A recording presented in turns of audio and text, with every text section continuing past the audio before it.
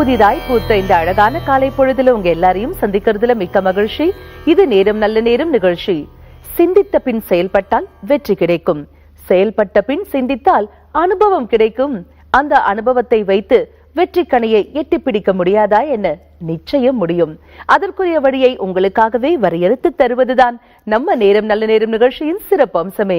இன்னைக்கு நம்ம நிகழ்ச்சியில ஜோதிடம் குறித்த மிக தெளிவான விளக்கங்களை பகிர்ந்துக்கிறதுக்காகவே இங்க வருகை தந்திருக்காரு சயின்டிபிக் அஸ்ட்ராலஜர் ஜாதக ஜாம்பவான் டாக்டர் பரணி பால்ராஜ் அவர்கள்.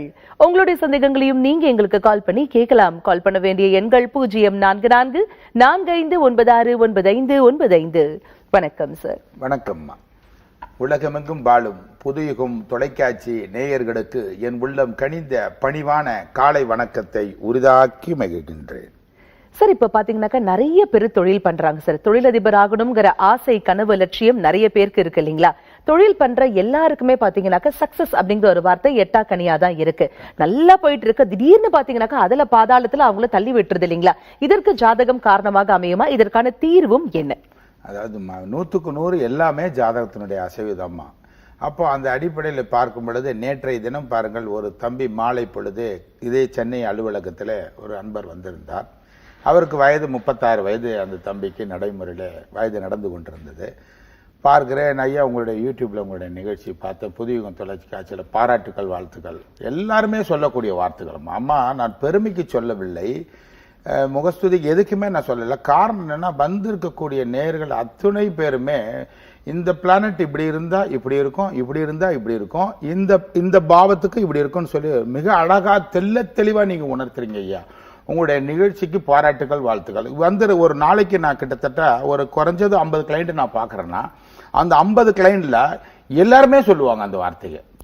எங்கிருந்து வந்த யார் என்ன ரெக்கமெண்டேஷன் வர்றவங்களுக்கு அவங்களுக்கு தெரியாது. இப்போ நீங்கள் இருக்கீங்க, சரண்யா மேடம் வந்து ஒருத்தர் ரெக்கமெண்டேஷன் பண்ணி அனுப்புறீங்கன்னா நல்லா சொல்லுவார், நீ போய் பாருன்னா அவங்களுக்கு மட்டும் தான் மிச்சம் எல்லாருமே கேட்கக்கூடிய. பெருமைக்கு சொல்லவில்லை, உண்மையினுடைய நிலை இதுதான். காரணம் என்னவென்றால், நேற்றைய தினம் அந்த தம்பி 36 வயது நடைமுறையிலே வந்து அமர்ந்திருக்கிறார்.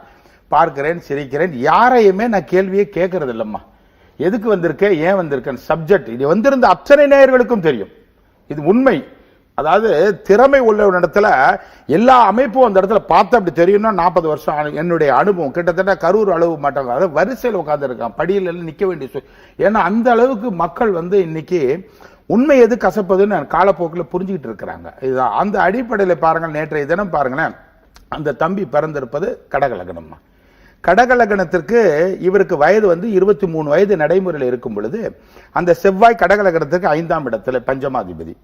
ராசிக்கும் பாருங்களேன், சுகபாக்கியாதிபதி அமர்ந்து. ராசினா என்ன? சிம்ம ராசி. அப்ப சிம்ம ராசிக்கு நல்லோனாக அந்த செவ்வாய் தன சுக பாக்கியாதிபதியாகவும், லக்னத்திற்கு மிகுந்த நல்லோனாக பஞ்சமாதிபதி. நிறைய நிகழ்ச்சியில சொல்லுவோம், பஞ்சமாதிபதி 10ஆம் இடம் ஜீவனஸ்தானத்துக்கு அஷ்டமாதிபதி.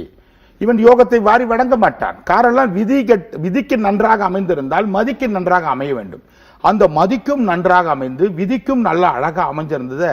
அந்த தம்பி பார்த்த உடனே முதல் கேள்விக்கணை, என்ன தம்பி உங்களுடைய வாழ்க்கையில 23 வயதுல இருந்து 31 வயது வரலும் பல கோடி ரூபாய் சம்பாதித்தீங்களான்னு கேட்டேன்.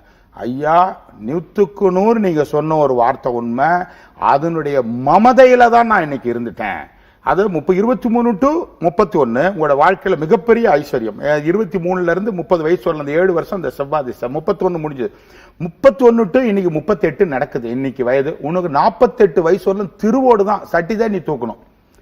அப்போ அவர் சொன்ன ஒரு வார்த்தைகள், ஐயா இந்த 23ல இருந்து எனக்கு இளம் பிரயாத்தில் இந்த செவ்வாய் வந்தது. 31 வயசுக்குள்ளேயே பல கோடி ரூபாய் நான் சம்பாதிச்சேன்.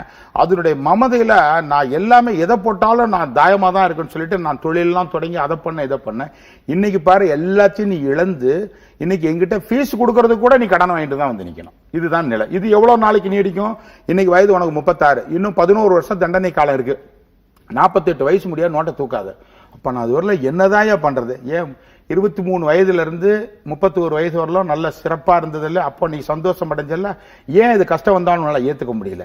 இதுவும் எழுதப்பட்ட இந்த திறமை, அறிவு, ஆற்றல், நூதனம் என்பதெல்லாம் 10 காசுக்கு புண்ணியம் கிடையாதுமா, இங்க எழுதி இருக்கணுமா. அப்ப பாருங்க, 48 வயசுல இருந்து இந்த செவ்வாய் திசை பல கோடி ரூபாய் கொடுத்தது இல்லையா? பல ஆயிரம் கோடி ரூபாய் இந்த குரு திசை கொடுப்பான். எப்படி சார் இன்னைக்கு எல்லாமே போயிடுச்சு சார், என் வாழ்க்கை ஜீரோவில் இருக்குது, நான் ஃபீஸு கூட நான் 2000 கூட ஜாதகம் கொடுக்கறது கூட நான் கடன் வாங்கிட்டு தான் நான் வந்திருக்கேன் அப்படின்னு சொல்றாரு. இதெல்லாம் சரி, அன்னைக்கு இருந்தது உண்மைதானே? பட்டு நான் சொல்ல, நான் டிவி நிகழ்ச்சியில் பேசுறதை விட நேரில் இன்னும் நிறைய சொன்னீங்க ஐயா, எனக்கு ரொம்ப சந்தோஷம். ஆனா எப்படி ஐயா இந்த காலம் இவ்வளவு காலம் நீ கடந்து வரல, அதுவா உருண்டது, நீ கமிஷன் ஏஜென்சி எதன் மூலயமா வேணாலும் போயிடு, ஆனா முதல் போட்டு செய்யாத. கடன் வாங்கி இன்னைக்கு பல லட்சக்கணக்கில் கடன்ல இருக்கு, பல கோடி ரூபா சம்பாதித்து எல்லாம் போய் லட்சக்கணக்கில் 30-40 லட்சம் ரூபாயில் இன்னைக்கு கடன் இருக்குது. இன்னைக்கு 2 குழந்தைகளை நான் எப்படி படிக்க வைக்கிறது? ஆட்டோ ஃபீஸ் கூட என்கிட்ட கிடையாது.